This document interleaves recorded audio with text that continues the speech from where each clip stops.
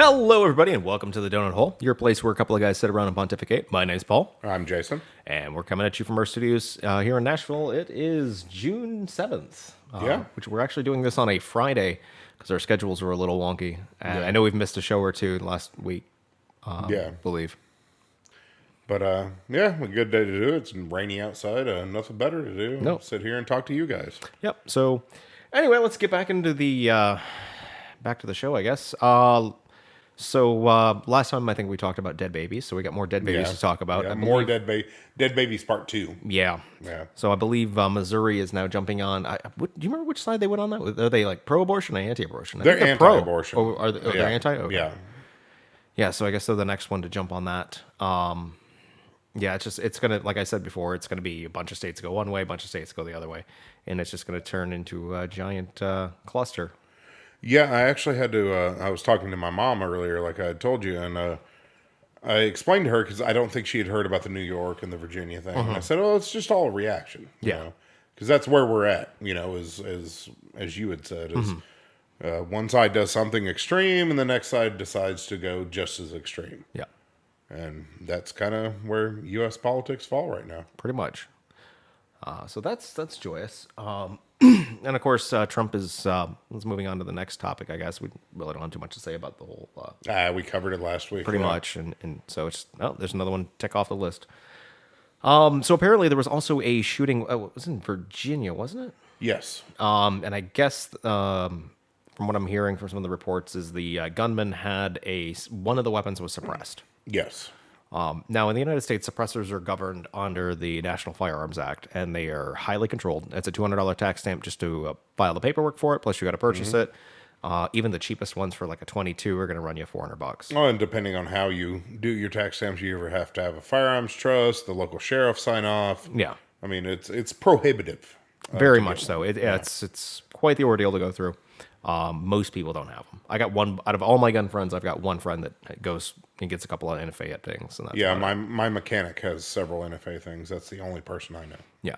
And I'm a pretty big gun guy. You're a pretty big gun guy, but Yeah. even we don't have them. Well, it's just not worth my time and effort, honestly. Yeah, and at this point, it's not for me either. Maybe it's someday it will be, but not right now. Besides, if I really want to, I'll just call my buddy up.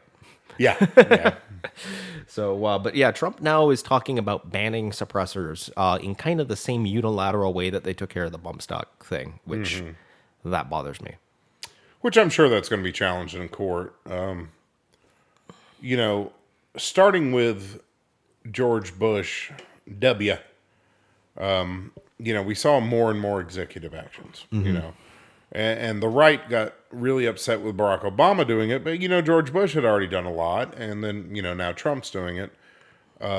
We're basically seeing an abdication of power by the Congress. Yeah.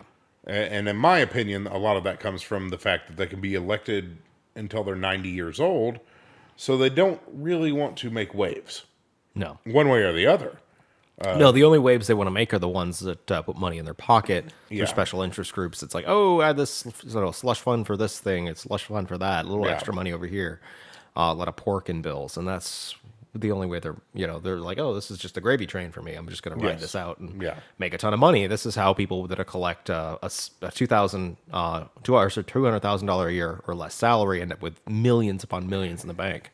If you're only making $200,000 or less a year, there's no way that you're going to be worth $20 million or even anything like that in the course of a decade. Yeah, it's become a good old boys club, and if you don't think Republicans or Democrats are sitting together at the same restaurant that costs $200 a plate, shaking hands and laughing it up over everything, they absolutely are. Oh, they absolutely are. We've seen photographs of people like W and Obama and sometimes even Trump all out on the golf course together. Yeah, So it's like, and even before that as well, you would see George Herbert Walker and Clinton and W all out on the golf course together, in various configurations thereof. So yeah, they're all yeah. playing the game. So we've basically come to a point where if anything is to happen, we have a president acting like a dictator. This was never the intention of our form of government, but No. we have executive actions banning things, which will go to court, undoubtedly. But in the meantime, well, and as an aside, if Trump thinks he's making any political hay with leftists and gun grabbers, he is not. No, It's honestly, really just a bad political move by him to begin with. because I'm really on the fence of supporting Trump myself because he's already done the whole bump stock thing, which I did not agree with. I'm not too keen on the tariffs. I understand the notion. I'm not really a big fan of. I like using tariffs as a weapon. In other words, like, hey, you're charging way too many tariffs on your side for, some of our goods. We're going to charge tariffs in return, but if you reduce them, we won't charge tariffs. Yeah, That I can get on board with. But this idea, this mercantilism of, protectionist, it doesn't work. Yeah. All it does is raise prices for American consumers. yeah. At the end of the day, it does. Because the effect happens to be is, well, you tariff steel. Well, that may be good for steel producers in the U.S., but that's not good for everybody who uses the steel, such as car manufacturers, refrigerator manufacturers. It ends up everybody pays a higher price. Yeah, at the end of the day, and like I said, I get the notion because I'm really not a big fan of President Xi's administration in the PRC right now. So I mean, I get the whole wanting to shut that down as quick as possible. Yeah. But it's not the way to go about it. I think they'd be much better served in a lot of respects to form basically a South Pacific version of NATO. And I know there's talks about it, but it's Well, not really like moved there's forward. the BRICS, Yeah. which is what Brazil, Russia, India, and China, forming. But that's an economic thing. But yeah, there's talks about it. It could be a threat to the West, definitely. Well, China definitely is a threat to the West, especially at this point. But the economies of Russia, India, and Brazil are nothing to speak of. It's basically China. So the rest of them, I think Russia has the economy the size of Italy. Yeah. Well, that's an economic agreement. That's a different story altogether. Yeah. Like NATO being more of a defense thing, and Yeah. and I'm basically implementing a South Pacific version of NATO. No, so basically a resurgence of the Warsaw Pact in a different form. Slight different configuration, I guess, would be the Yeah. opposite of it. Yeah, but Yeah. actually, oddly enough, India has expressed interest to join in with the U.S. So countries that have expressed interest to join in with the U.S. on this, because there have been talks about it, and I really hope it ends up going through.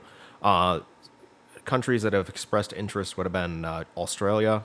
I believe Vietnam is entertaining the idea. The Philippines are entertaining the idea. Korea and Japan, and possibly India, And then the just to kind of curb the Chinese expansion in the area, and of course Taiwan. I'm sure, quote unquote, jump to in if use they could. a bad term, the New World Order.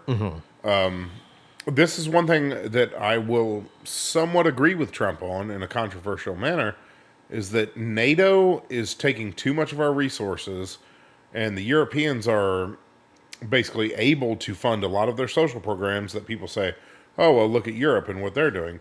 The U.S. basically is their military right now. Yeah, in a lot of respects.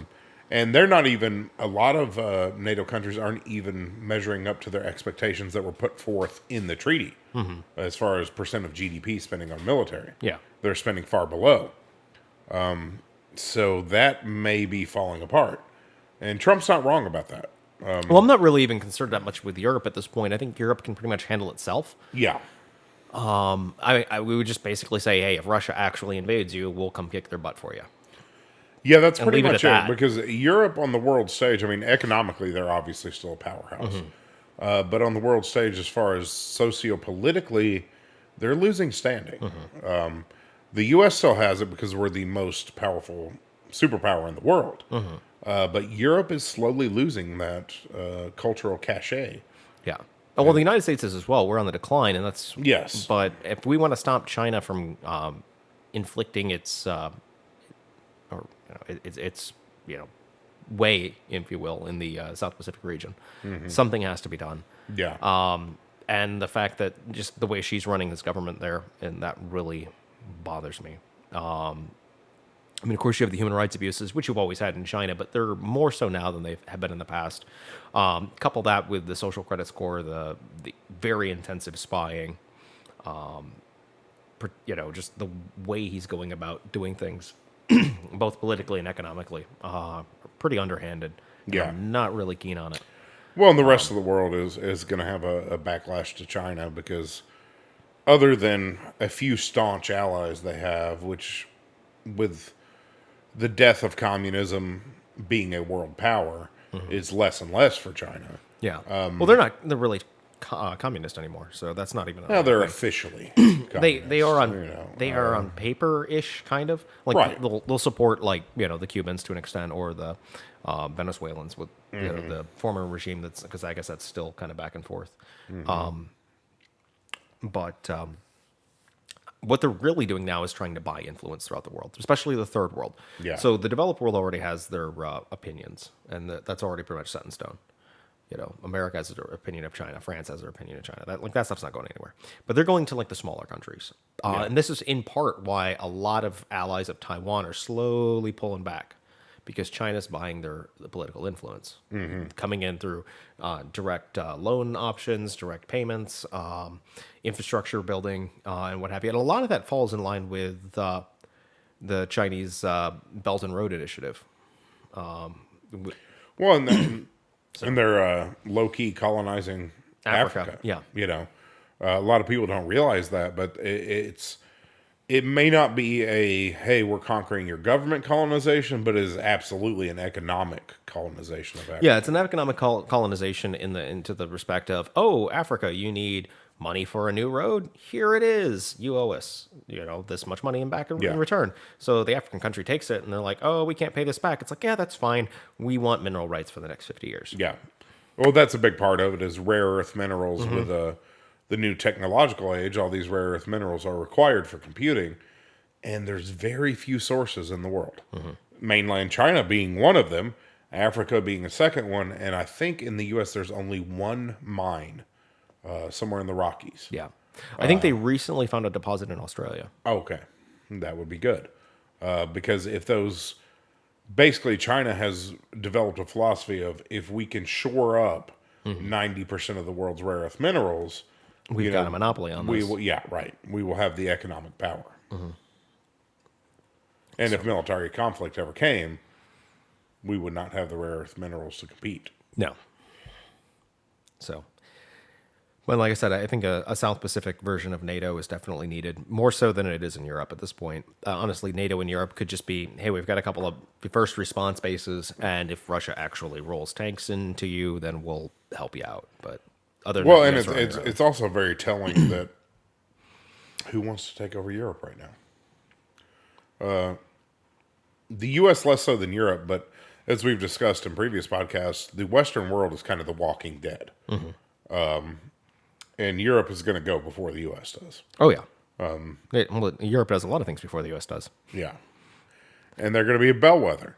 And it's not a good sign that, the fact that Europe does not have military threats is not a good sign because nobody wants to go to Europe.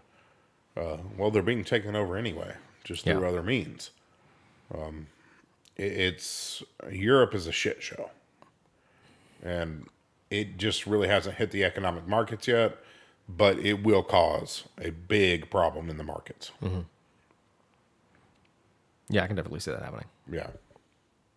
It's, you can only radically alter your culture and bring in so many migrants before it radically alters your economy as well. And that's a big first world problem throughout the world. I mean, forget about your politics, but as countries become first world, the birth rates drop. And our current economic system in the free market is based on growth, which I've always thought is the silliest thing. You can have, say, a company like Starbucks, say they have 2 locations, and they're making 30% profits, doing fantastic. Well, their stock price will still drop if they were projected to open 3 locations, but yet they only open 2. Then they say, well, you didn't meet your expectations, even though they're still making a fantastic profit percentage and providing for all their employees and all their investors. That's part of the reason, if not the main reason, why Europe is bringing in so many immigrants is their population is stagnating. And you look what happened to Japan Yeah. with their population stagnating. And actually now on the decline. Which is why I love ordering things from Japan. It's cheap. You know, the exchange rate's favorable. But because of these economies being based on growth, I think the U.S. is kind of, they haven't come out and said it, but they're kind of low key doing that as well. They understand that they have to get migrants to fill these jobs because the U.S.'s birth rate has started to stagnate. Yeah, we're stagnating. We're not in for like a decline like it is in Japan. No, but it's slowing down But considerably. Yeah. Yeah, we're at like 2.1 per family, I guess you would say. Which So, is basically replacement rates. yeah, just about replacement rates. Because by the time you factor in disabilities, death, whatever, you have to have over two to be replacement rates. Yeah. So yeah, we're sitting at right at replacement rates. Whereas Europe was below replacement. Yeah, I think they were down to like 1.3, Yeah. and Japan I think was down to like 1.2. Which I've always argued that the world population needs to fall anyway. Because with modern technology and the resources we have available to us, if we only had 100 million people on the planet, we could all live like kings. Yeah, but it's really doubtful that even if that were the case, that we all would live like kings. That's true. That is true. But when people talk about ecological problems, we basically wouldn't have any if we had 100 million people on this planet. Because we have advanced. I know a lot of people like to, bring up climate change and all these things, but, talking to my dad when he was a kid, there were no deer because people were so poor they had to hunt all the deer for food. Ecologically, I mean, in the U.S. anyways, in first world countries, we're seeing, the bald eagles are coming back. It's actually, we're doing very well ecologically. But in third world countries, that is not the case. No, it's definitely not.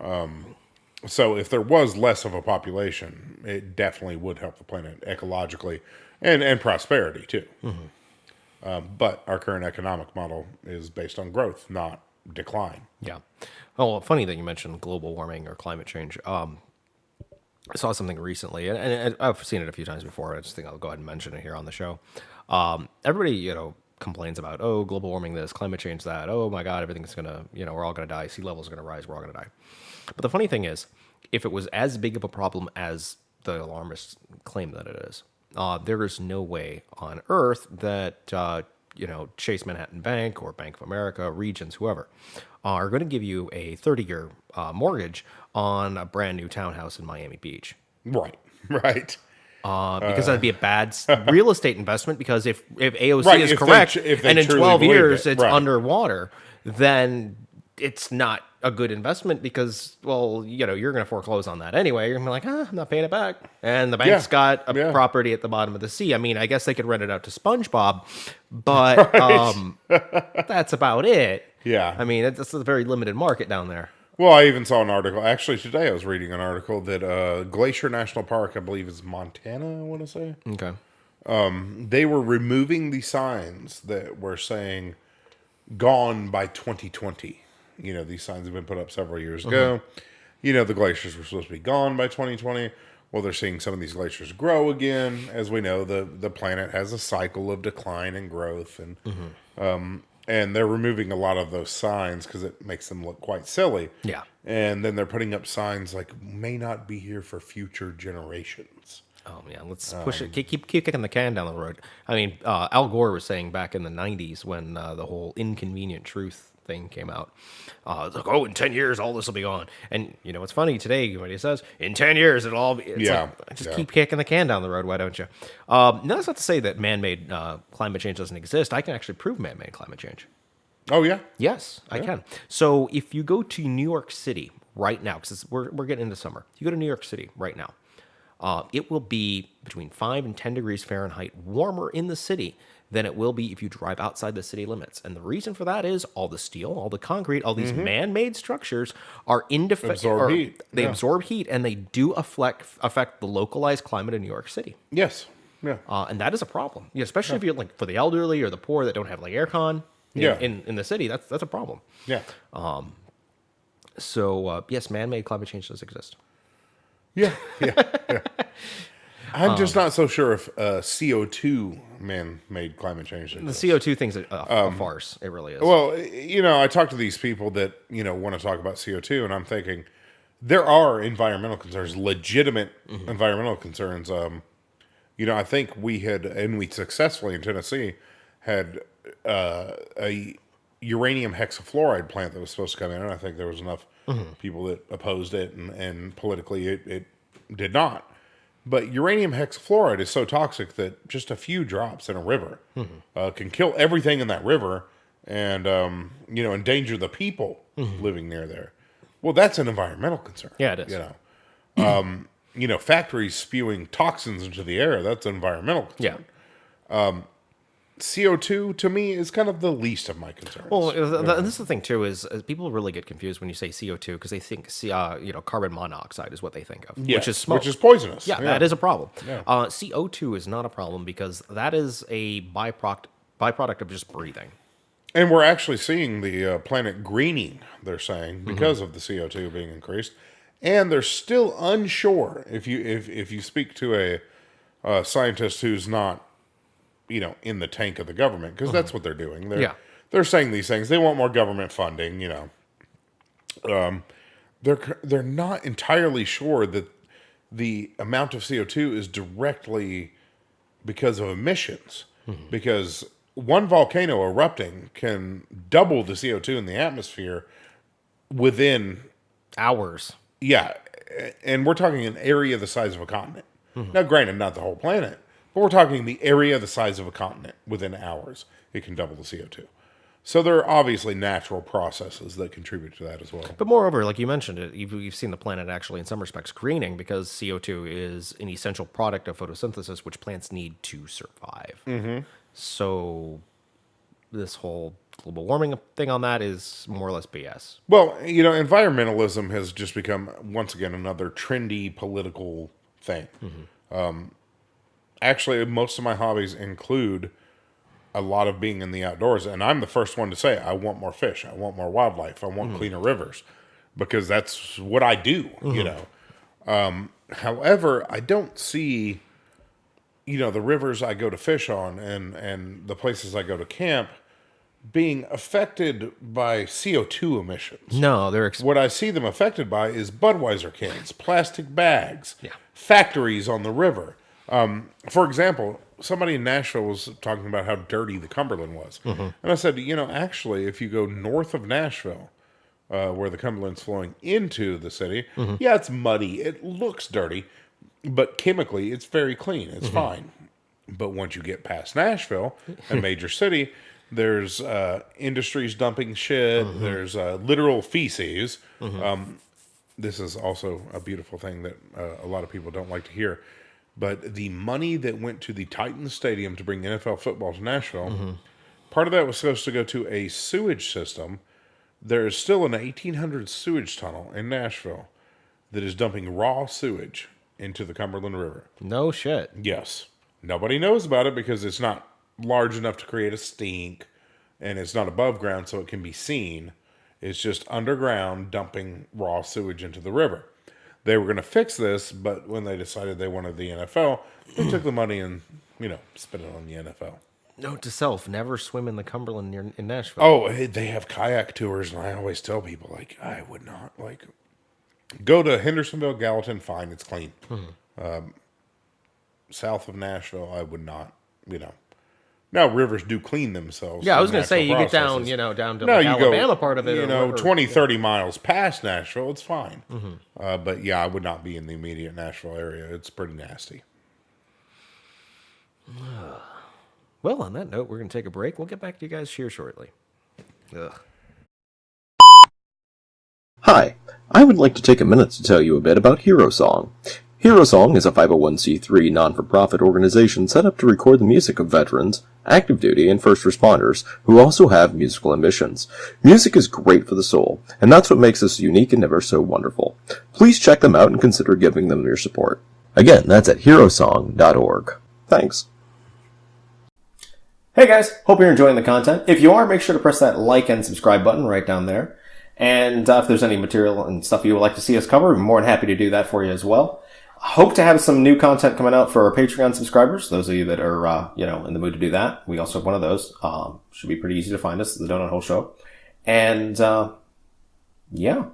And once we get some more subscribers, we'll probably start a merch store, do some mugs, some hats, things like that. We're just now starting out. Hopefully this episode got our audio quality fixed and continue to move forward for you guys and offer more and more every week. Yep. So, thanks again, guys. Alrighty, guys, we're back from the break. So last time we were talking about shit in the Cumberland. So let's keep it local, I guess, and talk a bit about these lovely bird scooters. And there's another company doing it too, isn't there? There's several. Lyft is doing them. I think Uber's doing them. Wow. I saw one today in Goodlettsville. Yeah.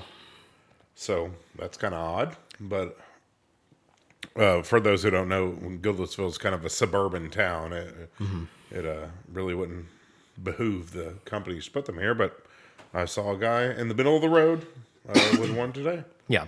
And of course, by scooters, we mean like these little electric stand-on platforms with like a little bitty handlebar, not like a moped scooter. It's usually when I think scooters, that's what I think of. Right. But these are like almost like what you'd have as a kid. Yeah. Speaking of kids, actually there was a bunch of underage kids driving them around in Nashville. Yeah. That was a big problem. That was recently in the news. And also, it's also become to my attention that, or what I've done as far as research into this, that people have also started to basically steal them. They've basically taken out the GPS transponders, all the equipment that makes it like a rentable item, and like repatched it in together to basically have a free scooter. Yeah. That they can just charge at their house. Yeah. So Now, working downtown, I will say they are a big hazard. I've seen several people fall off of them. Not anything serious, but just, take a tumble on the sidewalk. But especially late at night when I'm getting off of work, going to work, there's people riding them. But getting off of work at midnight, people coming from the bars. And these companies line them up outside of the bars. Now, of course, their user agreement says you're not to be intoxicated, but there is no enforcement. yeah, Metro Nashville's 400 police officers short of what they're supposed to be right now. So they don't really care. Yeah, they are not enforcing scooters. And I see every day people in the middle of the road late at night, driving erratically, driving too fast, going down hills to get them to go faster. And, people in Nashville, especially it being a southern city that is not used to the urban lifestyle, you see a lot of people going across sidewalks when it's the hand symbol stop, and they continue across the crosswalk anyway. It's just a big problem. Yeah. And there's been talk about banning them or possibly just making them get tagged like motor vehicles, so at least they're, some revenue gets brought back into the city for them, because right now they're not tagged. They're not they are a motor vehicle or a motorized vehicle, but they're not considered a motor vehicle per the DMV. So they're trying to figure out exactly how to navigate this and what exactly to do about it. Well, my philosophy is if Metro had enough police officers, they wouldn't have to change anything if they simply policed the DUIs. Just, hey, we all like to have a drink, but guys, you can't get on the scooters and go around. Because your two choices with the scooters, if you're intoxicated and riding them, is weave in and out of pedestrians, because pedestrians are obviously moving much slower than the scooters, or weave in and out of traffic, where the traffic is moving much faster than the scooters. Being a southern city that really wasn't designed for this, we don't have a lot of bike lanes. There are some, but it creates a big problem of no matter what they're doing, it's a hazard to someone, especially intoxicated. Which, hey, get intoxicated as you want, just don't ride a scooter. Yeah, or really drive anything for that matter. Right. Hey, Uber's fantastic. Call an Uber and get where you need to go for a good price. That's all there is to it. But it has become a problem. And recently there was a man killed. It was his fault. I'm not going to parse words here. He was drunk. He went down the wrong way and he got hit by a car. He was on life support for several days and then he died. I think his family decided to take him off life support, and now they are on a crusade to ban the scooters. And I don't know. I can say I can't blame them, because falling within the current laws of Tennessee, yeah, you are committing a DUI when you ride one of those things intoxicated. And they're just freely available with no license. And they tell you, oh, you have to wear a helmet. Who carries a helmet around? Yeah, and it's not like they provide one anyway, so nobody ever wears one. Right. And even if they did provide them, they'd be stolen. That's just the way it goes in a city. So, to me, I think there's either one of two ways. You either ban them or you enforce DUI laws. I don't see DUI laws being enforced on them. Nashville cops are way too busy, way too short on staff. So, to me, the only solution is to ban them. Yeah. And I'm generally not for bans, but it's a problem, and it's a safety problem. Yeah. It's either that or charge, make them all have to be registered with the DMV, throw a tag on the back of them, and then use that revenue to hire some more cops to deal with it. Right. You can do that too, I guess. Which, in that case, once again, that's an effective ban because they would become prohibitively expensive. Because I actually asked one of my coworkers, we had one sitting out in front of work when I got off one night, how expensive these things are. Yeah. Well, they're 15 cents a minute. So, relatively cheap, Yeah. 15 cents a minute, so you're writing an hour for $9. So very inexpensive. Yeah. All right, let's move along. I guess also in last week, because we were off a week, I believe that's when the Mueller decided, not that the report came out, but that's when Mueller decided to make a public statement. Yes. And it's been interpreted by a couple of different, both the left and right have kind of interpreted it on their own means. Some people are like, oh, well, Mueller says he's done with it. He's, throwing in the towel. He's resigning. He's closing the office. He's done with it. Which, I guess he just wants to be left alone at this point. But other people are also saying that the left is kind of like, oh, well, they're, Mueller's saying that, Trump's a bad guy and, going after him from that. So it's kind of like a mixed bag of nuts, if you will. What are your thoughts? I think Mueller did intentionally try to paint Trump as a bad person. I think Mueller is anti-Trump. That's pretty obvious. But at the same time, I think he also was motivated to say, I'm done with this. Because obviously, there's no impeachable offense there. There's no overt breaking of the law. So I think he was also kind of like, I do remember a statement he made where he said, this is the last time I expect to be speaking to you. And I think he was saying, hey, when you boil it down, I think he was saying, we didn't come up with anything, and that's that, guys. Game over. Game over and or not my problem. Right. Because, they keep mentioning Trump on the obstruction of justice. But in most legal circles, obstruction of justice, you actually have to obstruct, and there actually has to be a crime. There actually has to be a motivation. So just Trump being an asshole and being, who Trump is, saying, hey, I want to fire that guy, but the guy didn't actually get fired. You hear these people talk about, well, he mentioned he wanted one of his, deputies to fire Mueller, but it never happened. Well, that's just a guy talking shit at that point, essentially. Well, you kind of put it pretty good earlier when you basically compared Trump as a kind of a foul-mouthed, egotistical version of Bill Clinton. It's kind of the same thing. Yeah. Yeah, and that's what, people have a short memory. And if you look back at the policies of Bill Clinton, Trump's not that far away from him. No. Trump would be considered center-left figure 20 years ago. But now he's considered an extreme right-wing figure. But I think that's also cultural as far as people are offended at Trump not by what he actually does, it's just by what he says. Yeah, by him running his mouth. Yeah. Which he does a lot. But it also shows you how sensitive American people are. It's like, when Trump runs his mouth, you know what I do? I ignore it. Yeah. Because he's a blowhard. That's all he does. Well, he's always running his mouth, It's, okay. He ran his mouth again. And people get upset about it. I'm like, okay, well, it's Trump. He runs his mouth. That's what he does. Whatever, So, to me, it's a non-issue. But people get butthurt. They get butthurt about it, you know. Because unfortunately, we're in this culture now where feelings mean so much, you know. And I look at Trump and I go, okay, where I like Trump is, you know, he did try to keep his campaign promises, and he found that as a point of pride. Now, where I don't like Trump is tariffs. Tariffs as a punishment is fine. Tariffs just as a matter of course, it's stupid. That's 1800s crap. Yeah, and then Gun with gun rights. laws. Yeah, Yeah. I don't like him on that. So for me, Trump is a 10% negative.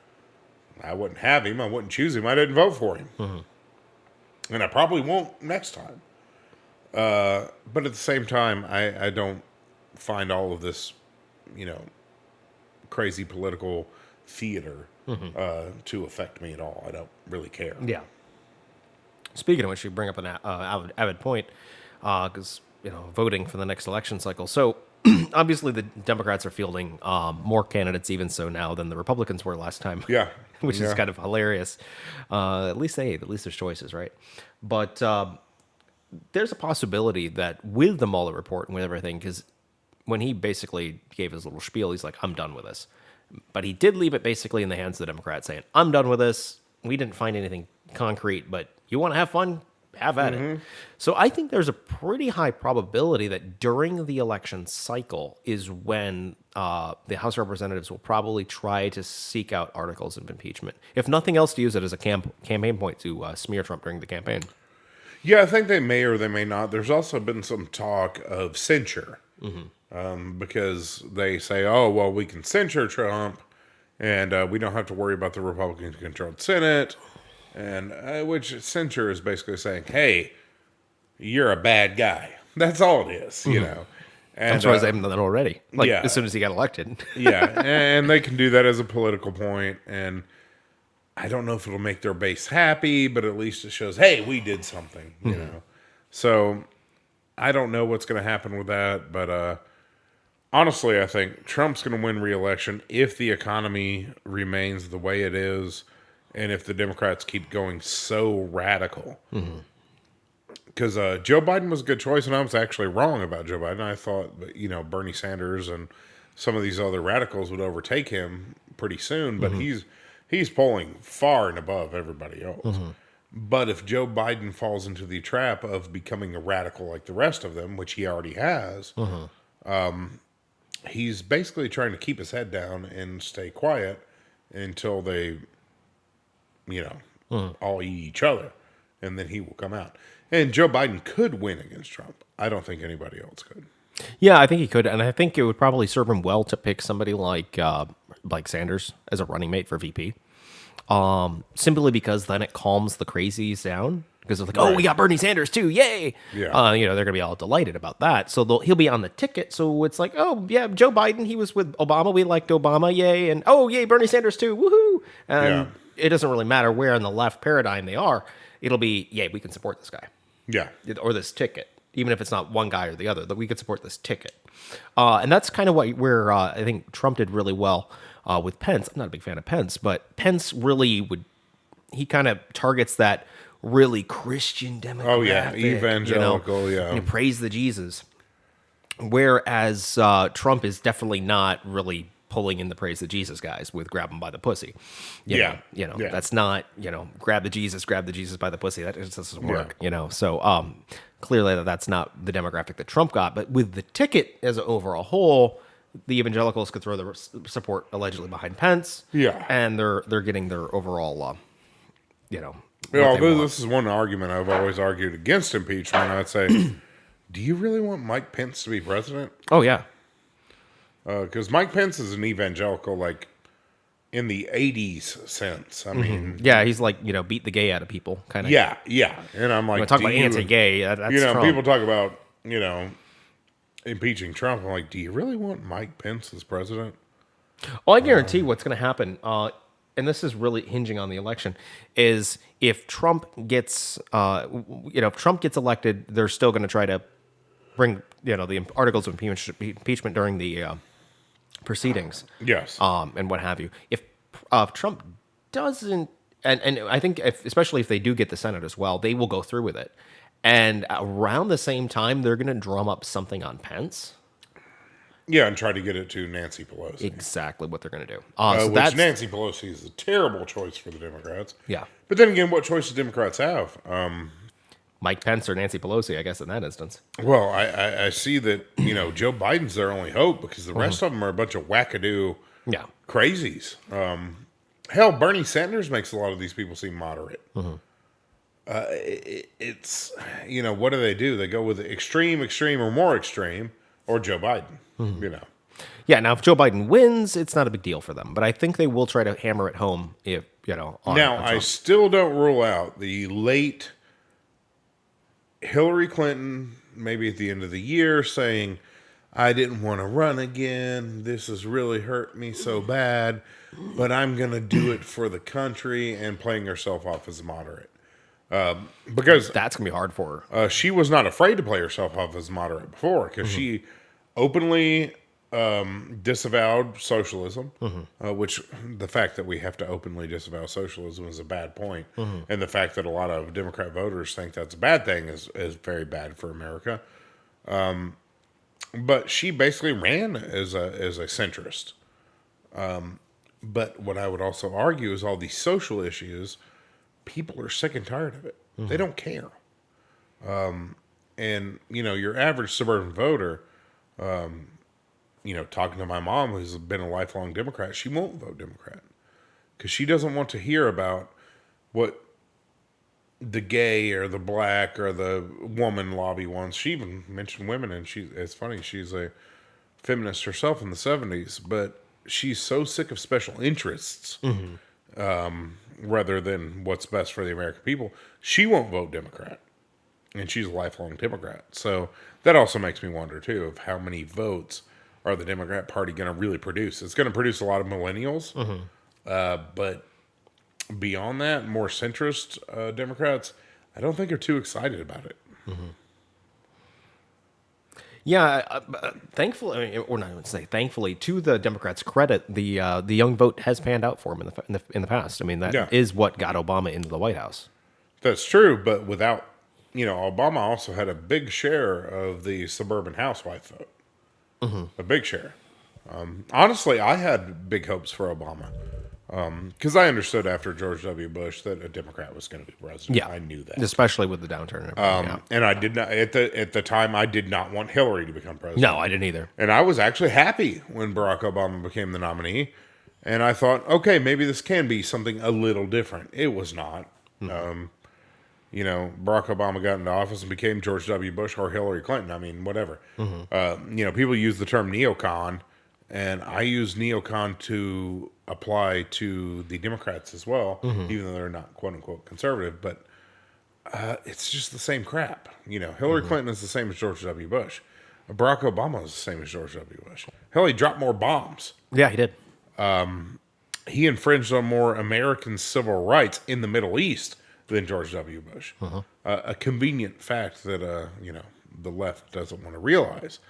The only thing truly progressive, quote unquote, that Barack Obama did was the healthcare was the healthcare thing, which has ended up being a debacle. So you get a Joe Biden, and honestly, as a business guy and stuff, I'm not scared of Joe Biden. He's going to keep the status quo. He understands that America has to have businesses and make money. Now, people like Bernie Sanders, Cory Booker, a lot of these other candidates, they scare the shit Elizabeth out of me. Warren. Yeah, Elizabeth Warren.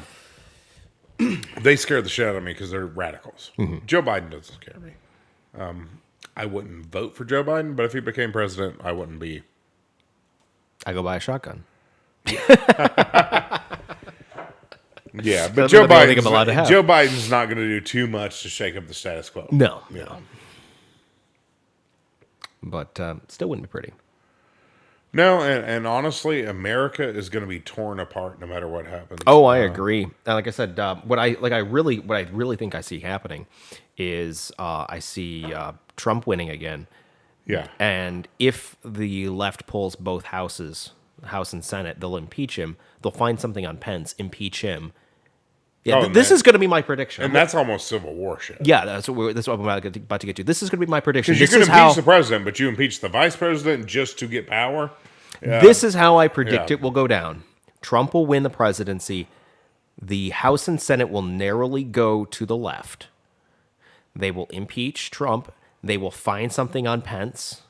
They will impeach Pence. Pelosi seizes power, and then the shitstorm starts. Yeah. Thankfully, we will have just gotten back from Paraguay, so I recommend you and I both bringing an extra or some extra money with us. Bring an extra 5,000. Get your paperwork started while we're Yeah. there. If it's within the first couple of days, we'll know if it's a good spot or not. If it is, let's just get our paperwork rolling. Yeah. Because we don't have to be in country to receive it. But yeah, I could see something like that happening because everybody I talk to and interact with that's within the I want to say the leftist cult, Yeah. the urban people. They don't care. They truly don't care about issues. They only care about if my cult wins. Which I would imagine is the same thing for the right-wing cult. And it's getting quite scary. Oh, yeah, it is. But mark my word, I think that's what's going to happen. And if it does, because we will, like I said, we'll be in Paraguay in August of 2020, Right. which will be towards the tail end of the election cycle. We'll have Yeah. a really good feel of that. We will, while we're there, within a couple of days, we should know whether this is going to be a good spot to get the ball rolling. you Yeah. know, if nothing else. Throwing $5,000 in a bank account there and filing our paperwork is not going to be the end of the world. And if it, turns out to be a good spot, we'll just get it started. Yeah. Because 8 months later is when the shit will come down. Maybe a year later. Well, that gives us enough time. Our stuff will be processed. Then we can just go down. Yeah. And I do agree. I on don't with think it. there's any reconciliation in America because working like I do downtown now with the urban people, they have so bought into the cult. And it's funny because the traditional liberal ideas, they don't apply to these people. The traditional liberal ideas of I'm for the worker. Oh no, these people will pay an illegal immigrant $2 an hour. They don't give a shit. It's about the cult and the fashion. There was actually a They'll time. say, I believe in climate change. I buy Apple because they're progressive. I shop at Target because of the bathrooms. But they don't have any beliefs. They're just morally bankrupt people. And I would imagine the same is on the right with the conservative Christian people. But Well, they just shop at or go to Chick-fil-A because, oh, Jesus. right. But the problem is I don't know what the percentage will be 60%, 70% of the country. It's people like me and you who are in the middle and we're like, holy shit, But unfortunately, the people who are going to control this conflict are the extremes. It's the fundamentalist cult versus the extremely permissive cult. Well, here's going to be since I guess I'm in the prediction business now. My prediction of how it'll go down is, like I mentioned, Nancy Pelosi will be, sworn in as president. At which point, about 1/3 of the U.S. military is going to defect immediately. They're going to defect. Certain governors are going to start, signing off and saying we defect. Yeah. Which is going to be a problem because as soon as governors start doing that, they're going to have to immediately mobilize their National Guard units. Yeah. And there's multiple problems with this. Like if Texas turns blue, we're fucked. Yeah. Because if Texas turns blue, that means we don't have a two-party system anymore. We have a one-party system with a permanent opposition party. But the majority will always be one party. At which point, secession has to happen. Yeah. I'm not saying it has to happen now, but this is probably how it'll go down at this point, if this plays out the way I think it will. And Well, hopefully none of this will. hopefully not, but this is going to be my prediction. Let's see how right or wrong I am. Here's hoping I'm wrong, knock on wood. The defection rate will also be a factor on which branch of the military it is. Air Force and Navy are going to have the lowest defection rates. Yes. Your Marines and Army will have the highest defection Marines rates. will have the highest. Marines will probably have the highest, Yeah. with the Army following along pretty Yes. close by. Yeah. Coast Guard's probably not going to defect hardly at all. Right. They're more or less just going to stay the course. You'll have some Navy defect, but not a lot. You maybe a couple of submarines and carriers here and there, but not really a lot. Not enough to hardly speak of. But it'll be your Marines that defect in high numbers and your Army that defect in high numbers. Some of those defections will just go home to their families. They'll just be absent without leave. But a lot of them will join up with various governors that have signed off. And but the thing is, governors are also going to have to roll out and kind of cut off certain cities. Like here in Tennessee, they would definitely have to cut Memphis off, more than likely. They might have to, de-annex or anti-annex parts of like Nashville, de-annex parts of like Knoxville and what have you, certain like high concentration areas, and they'll probably actually start shipping people out. I would Yeah, imagine that's because a in a thing. place like Nashville, Otherwise you have to turn to a prison. you'd have to ship out most of the population because they're going to be actively resisting Mm-hmm. against you. Although most of the state would be with you, Mm-hmm. Nashville itself. So you'd have to have population move in Mm-hmm. and basically get the other element out of there. Yeah. But then you'd also have places like Texas where you're going to have certain areas that are really blue, other parts that are purple, other parts that are red. That'll be a problem as well. And then, of course, with the military, like I said, you'll also have some that just stay the course. Most people that are going to stay the course are going to be probably your junior level officers, and it's going to be a 50-50 split on upper level officers. Junior level officers are probably going to stay the course because for them, they're looking at this as a career. And it's all about staying the course and filling it out. Some of your higher level generals and stuff, they're going to be like, yeah, we see the writing on the wall. Screw this, we're out. Right. But your junior officers are probably the ones to stay, and your enlisted guys will bail. A lot of them will. I think that's how it'll play out. Hopefully, the guys that defect so with their equipment in tow. Yeah. Which I think they will, because, I mean, you have, like, Army bases that, like in Clarksville. Oh yeah, Fort Campbell's definitely going to go. Fort Campbell would just that'll be all the equipment, everything. well, will they'll go, just you hold know. the base is what that'll Yeah. be. That'll just Yeah. be. How many of you agree with this? Oh, you 5 don't. Okay, lock them in the brig. That'll be how that goes down. Fort Campbell is definitely going to be, defecting. Like that's a given. Right. Andrews Air Force Base, they're going to be staying the course. Right. So you just kind of know how this goes. Well, God, we hope it doesn't come to that. But, No, it will, and then we'll be looking at Yugoslavia. yeah. Yeah. Actually, I read an article the other day. They were saying no country that is divided as ours as far as along ethnic lines has ever stood without a common religion or a common political belief. And we've finally gotten, this is the first time in America where, I mean, our political beliefs, Have varied back and forth, Yeah, but they've but it been was within a minor central. differences. Yeah. it was minor differences. But now we are completely opposed on political beliefs, and Christianity no longer takes hold in this country. So essentially, we're screwed. Yeah, we are, and which is why I'm really looking overseas to other safe havens. I would rather participate in a homogeneous culture that is not my own, Yes. which also shows you how racist I am, because I'm willing to go to another culture that is homogeneous, that is not my own, Yeah. and adopt their culture as mine. Because Exactly. obviously, if I move to Paraguay, I'm going to be eating the food they eat. Yeah. I'm going to learn their language. I'm not going to be one of these like immigrants that move to Europe or America who I want to stay American and live over here. No, I will become a Paraguayan. Yeah, I will too. I mean, I might have a cheeseburger occasionally or a piece Well, of pizza, sure, you but still have your heritage, but But I can also my almost Pablo. That we're going full tilt with this. right, right. But I would rather have that than what we have here, because the ethnic and racial differences can exist, and they have existed in America, as long as we have a political and or religious, and as long as we had both, which up until here recently we did have both. We were a predominantly Christian nation, and politically we were separated, but only by small things. Yeah, it was a small thing, and we were unified in the notion of being an American. We were Yeah. unified in the notion of freedom and liberty. Yeah. And for the most part, smaller government. And the most part, But now we have half the population who hates America, who hates freedom and liberty, who burn, basically, like I've told everybody, the censorship, the YouTubes, the Twitters, the Googles. We're on YouTube, but we're not big enough. To I'm be actually censored yet. considering pulling us over to full. I think it's full 30 or whatever. It's full 40. BitChute, Yeah, BitChute's one of good these other one. ones. We're tempted to get rid of YouTube, just so you know. Yeah, hey, YouTube, this is for you. But when we have those things, we don't have any unity anymore. We're never coming back together. These people I talk with, it's a cult to them, and we hate on this show to harp so much on the left Mm-hmm. because we call ourselves the donut hole and we're supposed to be centrist.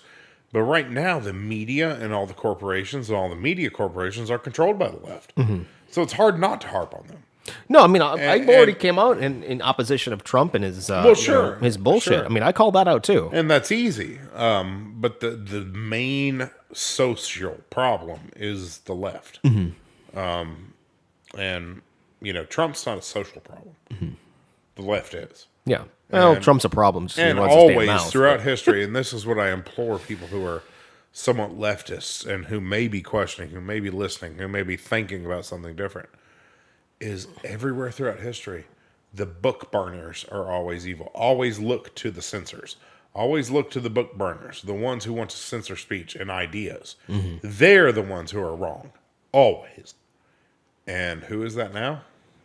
Yeah, That's all you have to ask yourself. pretty much. You know, depressing, but true.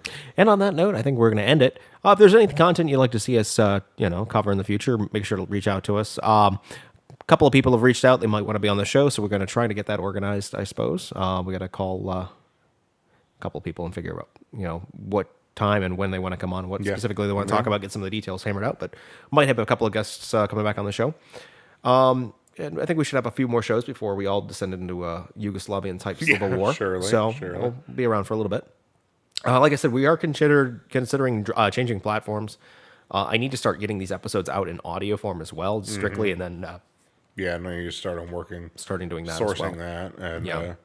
and hey, if we have to do the show from Paraguay, we'll do the show from Paraguay. Yeah, and of course, I'm still looking at Taiwan as an option as well. Although with President Winnie the Pooh in China, that's becoming a little bit more and more dicey. So, but I think I'm gonna have multi things set up. Yeah. Working, Yeah. living, working over there, staying in Paraguay as well, bouncing between the two.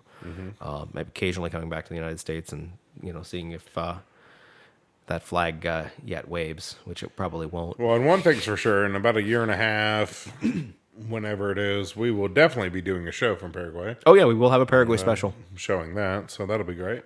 Yep. If not two of them, if we're there for 2 weeks, we may do a couple. Yeah. Well, we'll probably do. We might even do like some live stream at that point too. Yeah. Potentially. Yeah. We'll see. I'll have to bring some equipment. Maybe with us. even getting some GoPro going on. Yeah, I do still have those action cams, so we can do Oh, that. cool. Yeah. I'll have to make sure we have like access to a computer so I can throw it all together. But I might bring my laptop with me. But yeah. So anyway, guys, from our studio here in Nashville, you have yourselves a good night. Have a good one.